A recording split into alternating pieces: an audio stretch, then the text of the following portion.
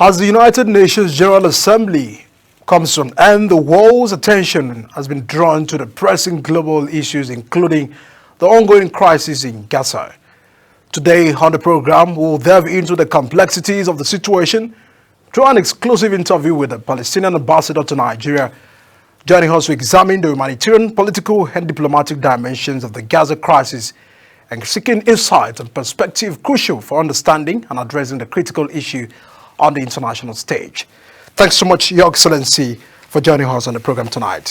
Thank you so much, and very good morning, very good evening, Africa, and very good evening, of course, Nigeria and large.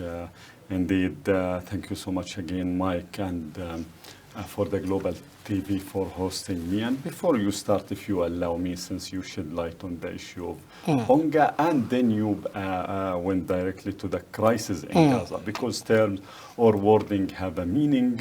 This is not a crisis, and this is not limited only to Gaza. This is a war against the Palestinian people. This war was launched since November 2nd, 1917. This war was started by the United Kingdom when they issued the notorious and despicable Balfour Declaration. In this declaration, of course, you might know that they gifted our historical land, Palestine, to the Khazarian Jew, the Ashkenazi Jew, the European Jew, I mean. Then this war was continued on the hands of the Jewish gangs, Lehi and others, which conducted more than 50 massacres against the Palestinian people during 1946, 1947, 1948, which led to the ethnic cleansing of the Palestinian people. This war was continued when they occupied the remaining part of the historical land of Palestine, which consists only 22%, which we call it West Bank and Gaza, included, of course, East. So that wording again have a meaning there. My crisis in Gaza mean that you are, I'm not saying you in particular, but this is again the what is amplified attempt of the Western media to put and to craft the issue like this. This is a crisis in Gaza. No, this is a war conducted by the United States of America on the hand or at the hand or on the hands of the Israelis themselves. This is the exact wording that we should use. Thank you so much. All right, Your Excellency. I mean, in a bid to resolving all of these, because we understand that it's not just about the war against Gaza. We have had the United National Assembly General Meeting at New York, and there are those that are actually presuming that they ought to probably intervene. The United Nations, how can you assess the role of United Nations in all of this? Thank you so much again, Mike. I am the son of the United Nations. I spent there 8 years with many of my, of course, distinguished colleagues. And before I start with the United Nations or the recent on the 79 meeting of UNGA, United Nations General Assembly, I would like to extend many thanks, of course, to Nigeria government and people for their very strong and very clear message on the podium of the United Nations, on the, of course, through the Vice President. The Vice President, Mr. Shatima, when he was very clear, very strong, very right. He went directly to the issue to address the Palestinian issue. Of course, beside many others, 10 of others, leaders, African leaders, Asian leaders, even European leaders. When you heard the Slovenia leader, how did he crafted and drafted the issue? How did he expose the Palestinian tragedy? It was very emotional issue. But again, when it back to the role of the United Nations, we should take a look to the history of the United Nations and the Palestinian question. It was called Palestinian question. It will continue to be a Palestinian question. Before 1984, which means before the establishment of the State of Israel, the intervention of the United Nations was there, and they issued a resolution in September 29, 1947, called the Partition Plan of Palestine, 181 resolution, General Assembly Resolution 181. In this resolution, unfortunately, the General Assembly was divided the historical land of Palestine between us, the original, the indigenous people, the indigenous Palestinian people, and the new arrival, the newcomer, the European Jewish. And they designated to them 54% of our historical land in this partition plan, 181 resolution, and the remaining part, which is 46% is designated to us. Of course, this is not the first intervention of the United Nations. Then the United Nations adopted another resolution after the ethnic cleanse. The Palestinian was ethnically cleansed, which is Resolution 194. In this resolution, the United Nations itself was called for the full return. The full right of the Palestinian people to back to their villages and towns that they expelled from. This is the historical background. Even the United Nations created UNRWA, which is a very important body, UN body that is dealing with the human issue of the Palestinian after Nakba, after 1948. United Nations Security Council was adopted more than one resolution to put an end to this tragedy, or to put in a peaceful resolution for the Palestinian issue. I can mention tens of these, or hundreds of these resolution. But again, just recently, less than 2 weeks ago, 3 weeks ago, the United Nations General Assembly adopted a resolution overwhelmingly. Was the international community voted in favor of this resolution, including. Is it effective? I mean, from. I'm coming. I mean that this is the resolution that was based on the advisory opinion that came from the ICJ, International Court of Justice. This resolution was two-thirds, more than two-thirds of the international community voted in favor of it, including, of course, Nigeria, except, of course, United States of America, Israel, and the other part of the occupation club, as I would like to call them.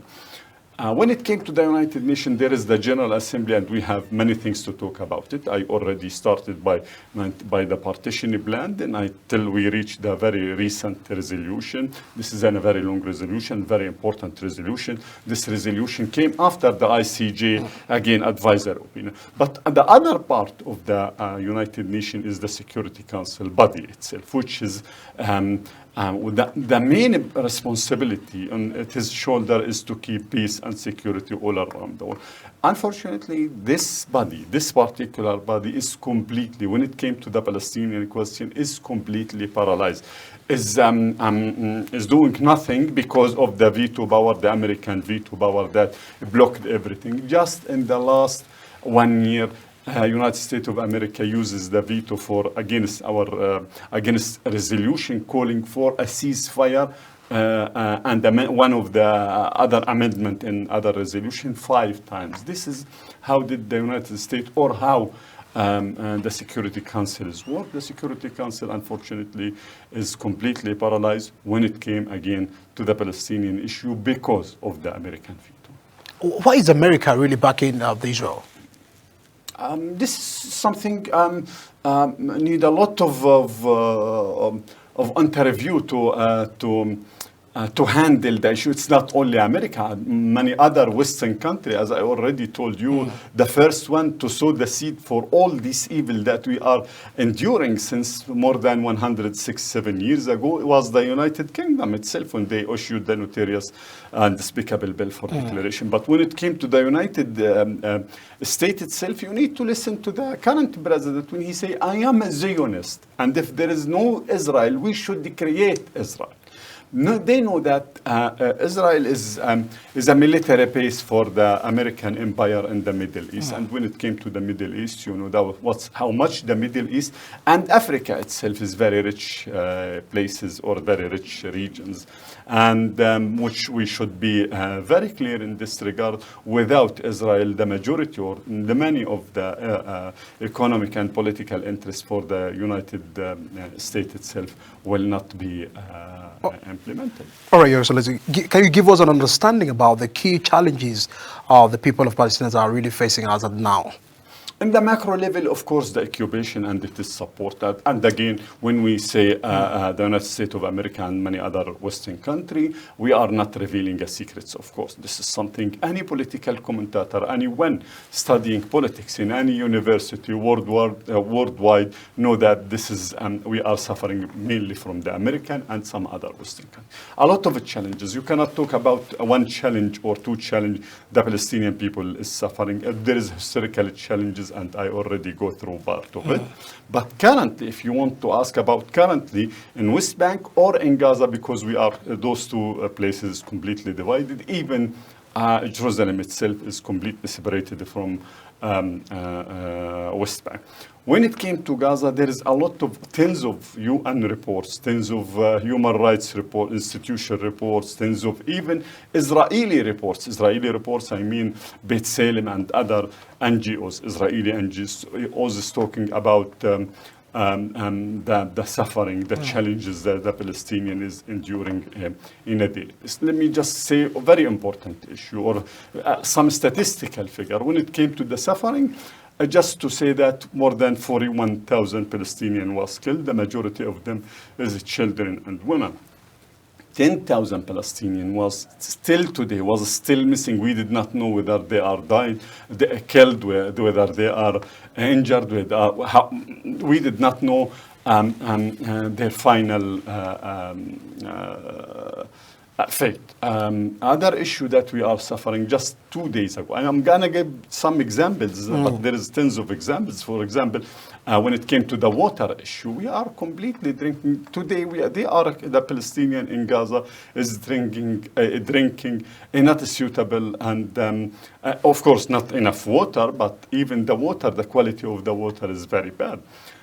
Just 2 days ago, the RC, which is Red Crescent, which is the International Red Crescent, was handled the Palestinian 88 bodies.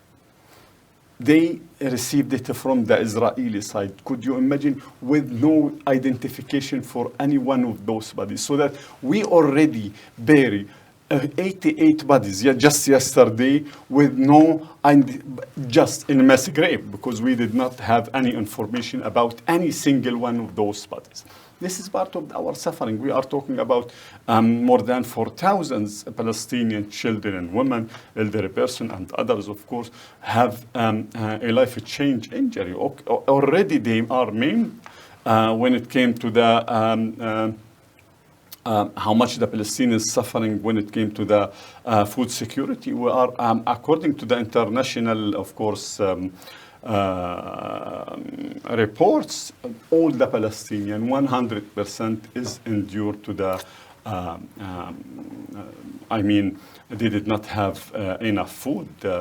Even Netanyahu just 2 days ago mentioned that we are supplying them with 3,000 calories per person. They are counting that for each one beer calories. Could you imagine beer calories? So that when it came to our suffering, to the daily suffering, and in particular in West Bank, just to say 1.9 million Palestinians out of 2.3 million was already displaced, internally displaced person. Many of them was displaced more than one time. Many of them is used to move in a daily basis just to seek or to search for a safer place. This is in Gaza itself, but in West Bank, today we are living in West Bank in isolated Iceland, completely surrounded by the Israeli settlement. In a daily basis, we are enduring and suffering from not the official army, the official Israeli occupation army, but the other parallel army, which is the settler, those fanatic people. No one know about those people who is killing the Palestinians in a daily basis with full immunity, with zero accountability. And there is a lot of video I can share with you if you want to, just to see them how they kill and shoot the Palestinian in the video. Then no one will take them even to... Are your people retaliating in all of this?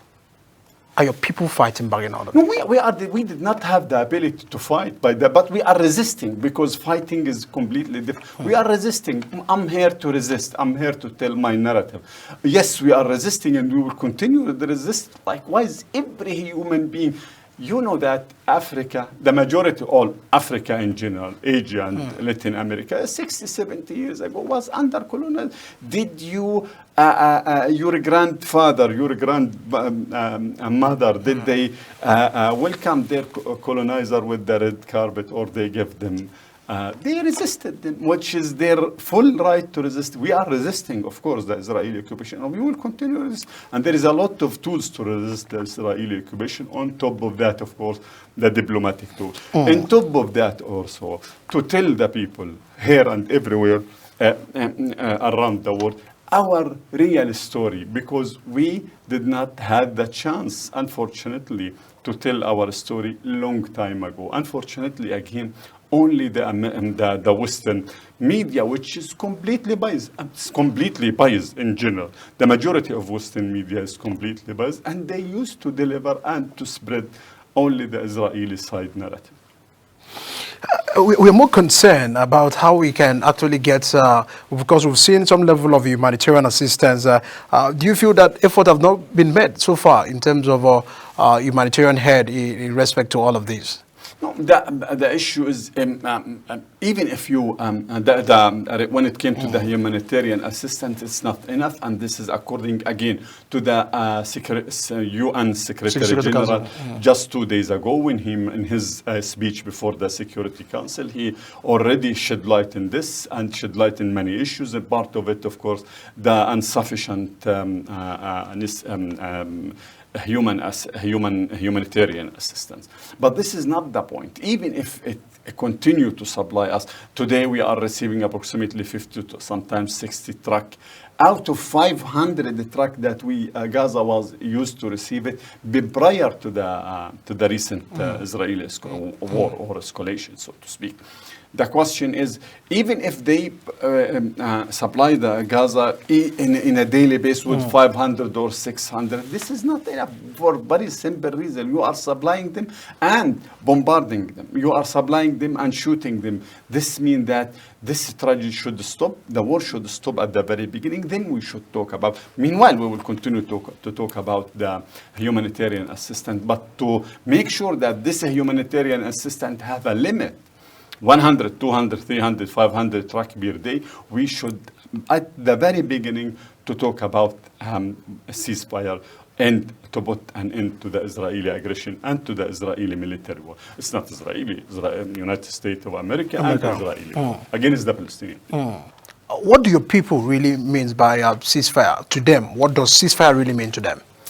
Is it completely putting to rest resistance and the fight from Israel? No, we will not stop resisting the Israeli occupation. This is our human, this is a basic human right.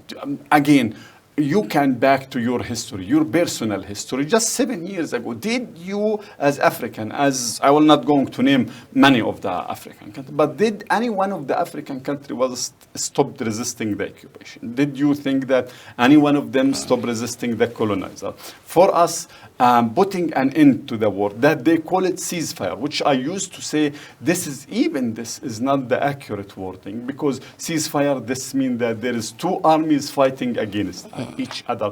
No, we should say it, but unfortunately this is the word that the United Nations and other international community is trying to use it. Ceasefire means that there is two armies fighting against us, against each other. What we are looking for is to put an end to the Israeli aggression and the Israeli war against the Palestinian people. But when again, back to your question, this is a basic human right to resist the Israeli occupation, and it's not our responsibility alone.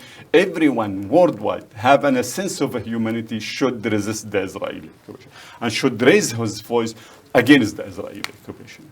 What is the aspiration of the Palestinians to the long-term peace or ending this crisis? We already engaged in the peace process 31 years ago. In this peace process, which we call it Oslo Accord, we accept to build our state in only 22% of our historical land. Again, in Oslo Accord, 31 years ago, we accept Chairman Arafat, Chairman Abu Mazen, the current president, Mahmoud Abbas, sign an Oslo Accord.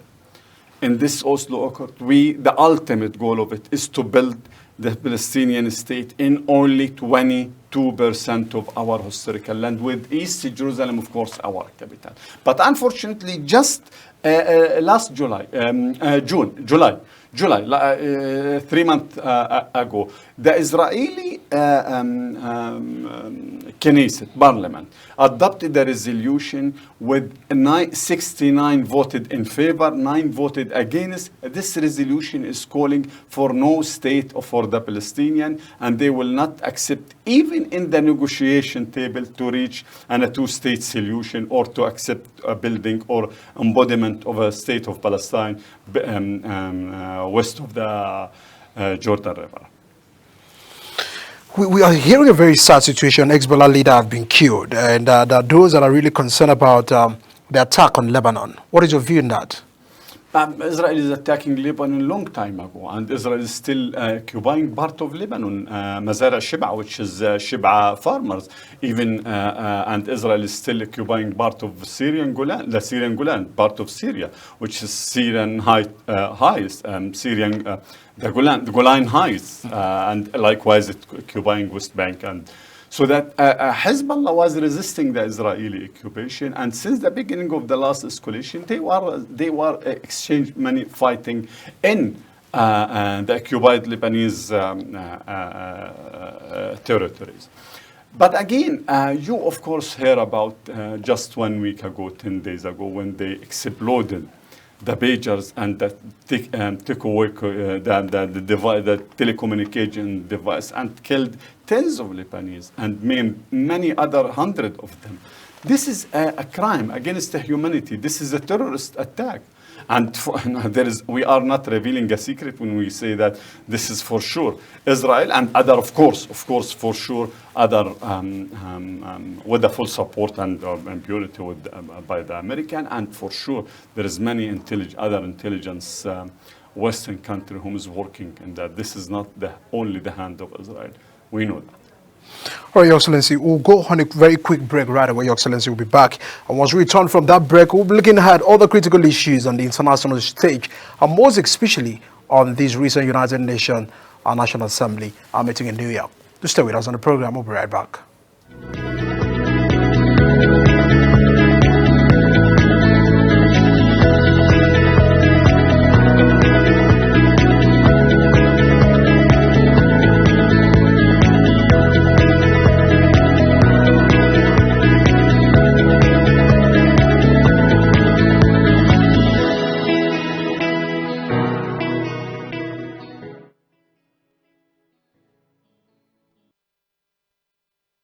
Thanks everyone for staying with us on the program. We're still tracking more on the critical issues on the international stage. I'm still having His Excellency the Ambassador, Embassy of the State of Palestine.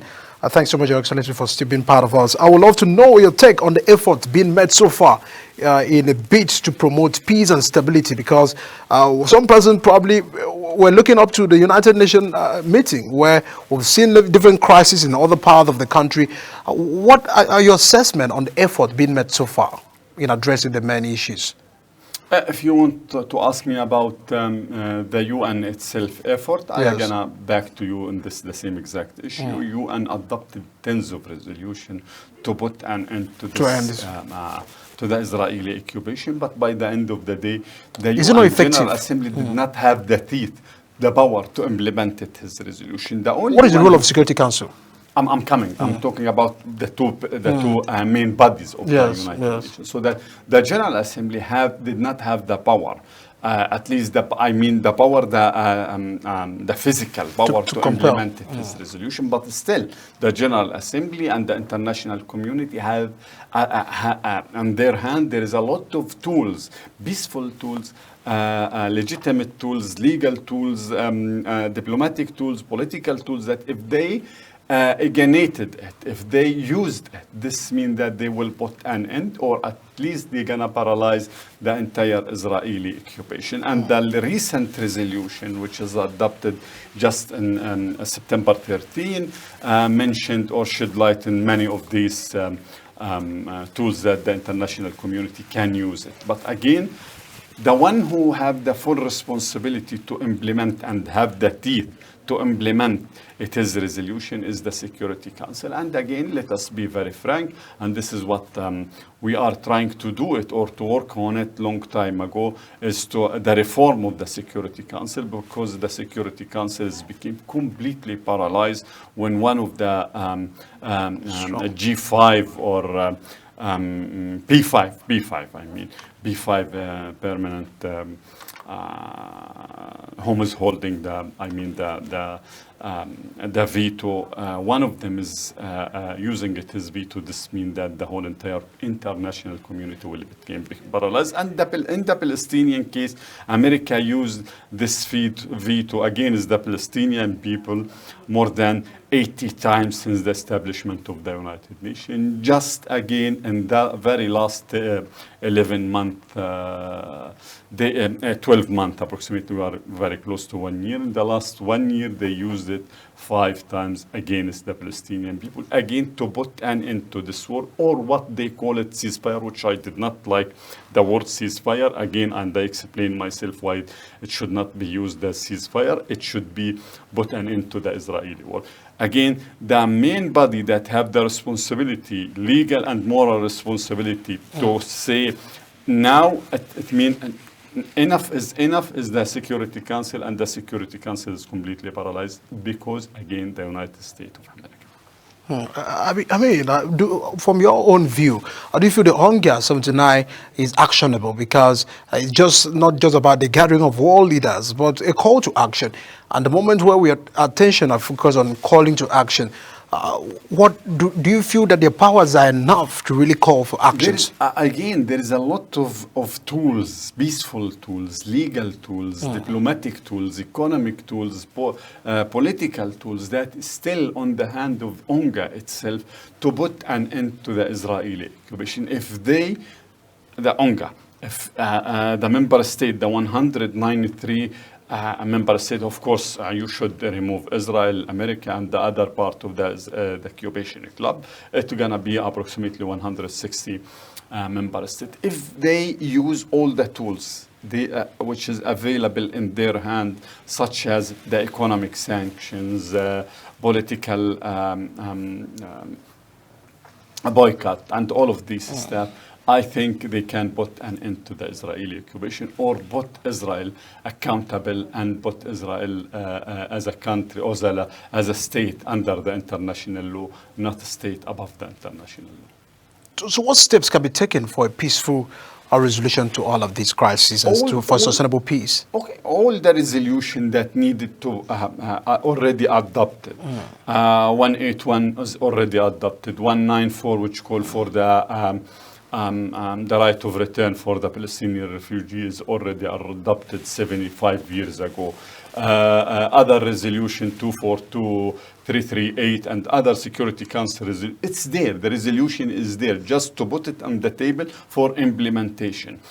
Now, again, how to do that? The international community, the members, the UNGA or United Nations member state should adopt it again. Another resolution, clear-cut, taking some steps to put an end to this occupation. Again, the recent one was adopted. There is a lot of tools that if they ignited it, if they put it in practice, all of these requests or demands that came from the General Assembly, it really will affect and it will be a game changer. What are the big historical background that is really fueling this? Because I understand you had given a bit of background to that, but what is more historical to this war? No, the Israeli claim that this is the promised land to them. And when we back to Genesis itself, we're going to find the first, and they claim that they are the indigenous people. In the same exact studio, the Israeli ambassador claimed that they are the indigenous people. It seems that he did not read back or did not read in the Bible itself, in the Genesis. When it came to the Genesis, even the first promise taken that God gave it to Abraham itself, he gave him for promises to you and your descendant before even our father Abraham had his first child Ishmael and the other one Ishaq, of course. So that when it came, and when you back to the to Genesis, to the Bible itself, to the Old Testament, you're gonna find us as a Palestinian. The Abraham sojourned in the land of Palestine many days. This is, I think, 37. 11 something like this. I'm not pretty sure about the exact number of the verses. So this is the history behind that. Then they are claiming that this is their historical homeland, or this is their promised land. Even if this is the promised land, we have no promise for no problem in that. This is the promised land for Ishaq and his Israel and his descendant. The majority of them is not descendant from Israel, from Yaqub at all. Majority of them today is a Khazarian Jew who is converted to Judaism only 1100 years ago, just more, not more than that. So that if it is for the promised land for Abraham, Ishaq, Yaqub, Israel, I mean descendants, so that they have nothing to do here. I mean the majority of them, but this did not mean that I exercised their right to adopted or to be a believer of Judaism, which is a very noble religion. But you cannot claim that you are. This is for the descendant of Israel, and you are not a descendant of Israel. And if this is the land for the descendant of Israel, many of the Palestinian big extended family today, we are fully assured that they are originally Jew, whom is not expelled during the the captivity. So that this is part of the background. Then again, this was till we reach, of course, 1917, November 2nd, 1917, when the foreign minister of United Kingdom issued the Balfour Declaration. In this declaration, again, I think it's only 62 words. He promised the Khazarian Jew, the European Jew of our land to be their homeland. This is part of the history. Then the issue was deteriorated, and there is a lot of lectures that anyone can find it of course, in the YouTube, tens of books or thousands of books written about this issue. Since the mid of 1930, they launched a lot of terrorist attack against the Palestinian people, and the British mandate at that time. And just to name part of it, King David, anyone can search on King David Hotel. How did they killed and bombed the King David Hotel and killed 91 innocent person, and the Deir Yassin massacres, the Tantura massacres, and many tens of others, 50 plus massacres conducted against the Palestinian people to expel them. And this unfortunately succeeded to expel us and to converted us to a refugee in West Bank, in Gaza, Lebanon, Syria, Jordan, other places around. The majority of 60% of the Palestinian people today is living in the diaspora. Your Excellency, the Palestinians seek to establish their own independent state in at least one part of historic Palestine. Is this inflicting on other people's regions and all of that? No, come again, I did not go to you. The Palestinians seek to establish their own independent state in at least one part of historic Palestine. Is that true? No, we declared that. We already declared the establishment of a state of Palestine 1988 in Algeria. And upon this declaration, Nigeria, for example, was recognized the state of Palestine and accepted us to come here and to have an embassy. So that we already, the state of Palestine, the institution for the state of Palestine, the resolution and everything, we are ready. Just the issue is to embody and to to implement and to declare the freedom of the state of Palestine by the withdrawing of the Israeli occupation, of course. So that we are there, everything is there, all the needed, all the issue that is needed to become independent state. We already did it. And we are ready to become a full member state, even in the United Nations. But again, the one who paralyzed this move was the United States of America. I mean, when you look at all of these, probably one may begin to ask: does the media really have a role to play? And if they have a role to play, how can you measure that what the media is doing to this? You are talking about two things: the role that they can play and the media role that they already played it. Or the media, the majority of Western, and I already mentioned it, and yes. I will not hesitate to repeat it. The majority of Western media is completely 100% is biased to the Israeli narrative, to the Zionist narrative. The bias? Completely 100%. 100%. I will not hesitate to say that, and this I did not reveal a secret when I say that some of these media outlet was fabricating a lot of story, even in October 7th, October 8th. They continue to fabricate and to create some imaginable stories. And I can provide you with some videos if you would like to screen it in your screen. But the issue is this is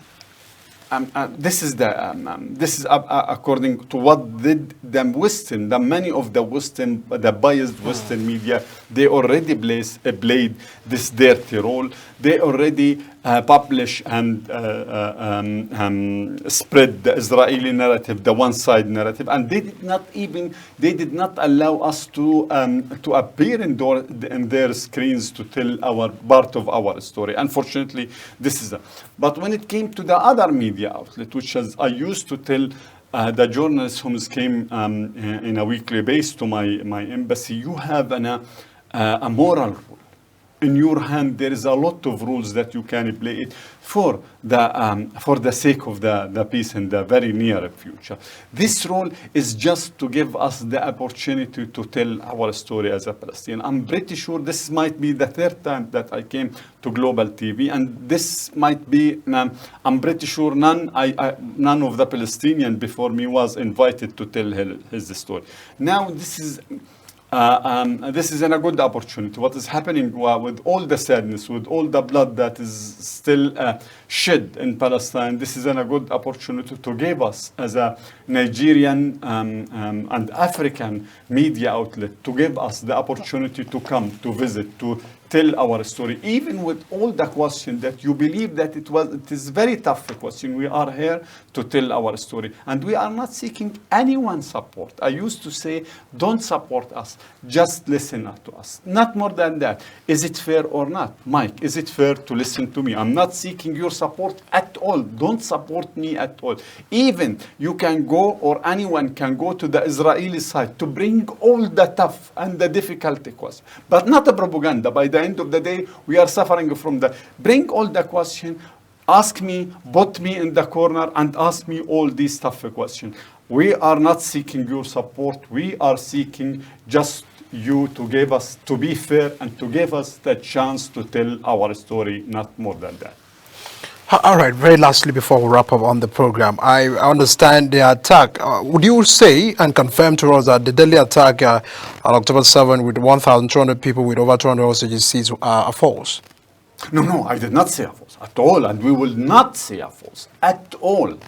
You will not hear any Palestinian saying this is a false, this is not, this is true. And already we saw a lot of videos that is fighting against soldiers. But what is the false issue? Raping the women. It's completely false. Beheaded the children. It's completely false, and they did not bring any single evidence and beheaded the children. Killing 102,000. No, the only soldier that was killed, they did not exceeded, or they did not going over the 300 soldiers whom is killed on the hands of the Palestinians. And the Palestinian already broadcast some of these videos to fighting against it. But who's killed the other nearly 800, more than plus 800 persons? This is the Israeli tanks and the Israeli Air Force. And this is when they use Hannibal. Hannibal doctrine. You can ask about Hannibal or search about Hannibal. They used it, and they used it before just to avoid any abduction of the Israeli people. Again, we are here, and I used to say that burning the women, raping the women, beheaded the babies, burning the babies, and all of this stuff of the Israeli, and in particular, Benjamin Netanyahu propaganda is not true. But again, they have the full right to raise this claim. But who have the right to say yes or not, or who have the moral responsibility to say yes or not? We are calling, and from on your screen, we are calling for an independent inquiry commission. Part of it to be from the African Union itself. And this independent inquiry commission should came and to investigate what happened in October 7th. And anyone, not only on October 7th, and of course October 8th, October 10th, October 12th, November, September, January, and all of this stuff. And also, I will be back to this point. But regarding October 7th, anyone conducted a war crime should be held accountable before the international community. Anyone conducted a war crime in October 8, October 10, November 1, January 2, all of these should be held and should be completely accountable. But another very important issue, Mike, which I would like all the time to talk about it. The galaxy itself was created long time ago, before October 7. Secretary General, UN Secretary General, when in his speech in October 26, before the Security Council itself, mentioned very important issue. This October 7 did not came from vacuum. There is an occupation, and without looking for the source, for the roots of this, what happened in October 7, unfortunately, it will be repeated. Unfortunately, the Palestinians will face tens of thousands of October 7th in a daily basis. The question is, before I close, anyone of your viewer, anyone know what happened in October 6th? Do you know what happened in October 6th? Friday, October 6th. 6 Palestinians was slain. But it does not make any news in any screen worldwide. Since the beginning of 2023 till October 6th alone, 152 Palestinians was killed, slain. Anyone know about that? One of them, 2.5 years old. His name is Muhammad al-Tamimi. I know his father. I know personally this family. Do you know that he snapped for fun in the car of his father? He was killed, slain. Anyone, does this make any news in any screen around the world? Everyone wants us to So the media is unfair. As if this came from a vacuum, as if the galaxy was created only in October 7th. We know what happened, part of what happened in October 7th, but we call again for an investigation and an inquiry commission to be established by the United Nations Human Rights Council, part of it to be the African Union itself, and anyone else honest, of course, not the American. The American is not honest.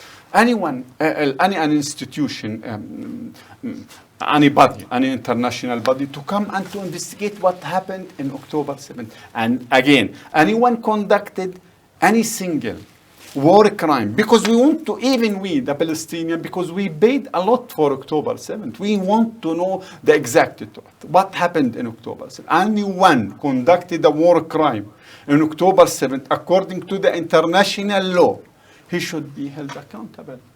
Is it fair? Will the Israeli dare to say that? Will the Israeli agree for an inquiry commission to come and to investigate what happened in October 7? They will not accept that. They have only their one-side narrative, and you should abide by it, and you should accept it. Otherwise, they will raise in your face the scary crowd of anti-Semitic or Holocaust denial. This is the point. This is what we have.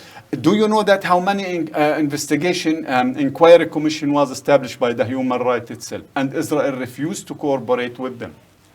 They claimed that, even Israel claimed that many of the UN staff was cooperated and invaded Israel in October 7. Then when the UN started the investigation, they did not cooperate with them.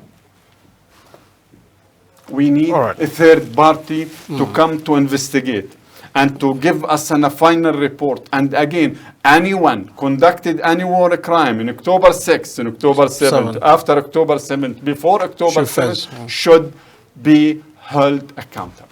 All right, Your Excellency, finally, before we wrap up on the program, what is your passionate appeal?